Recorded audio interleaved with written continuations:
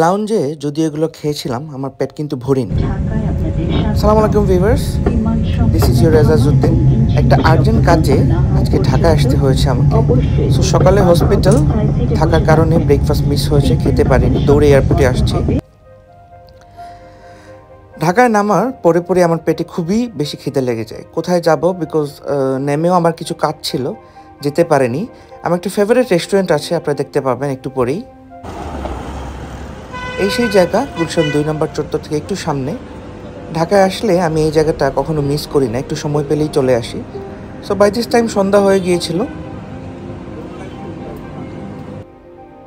ওদের আউটডোর এবং ইনডোর দুটোই খুব সুন্দর। ফার্স্টলি নিজেকে একটু চাঙ্গা করার জন্য গ্রিন টি নিলাম। গ্রিন টি রিভিউ দেওয়ার আসলেই খুব একটা বেশি কিছু নেই।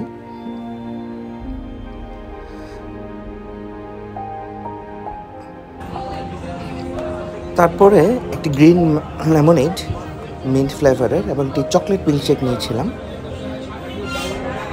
এবং তারপরেই আসে আমার মেইন ডিশ, ওদের চিকেন স্যান্ডউইচ এবং chicken royal pizza. 12 inch pizza ছিল, থিন ক্রাস্ট। বাইরে খুব বেশি নয়েজ থাকার কারণে আমি পরে ভেতরে গেলাম।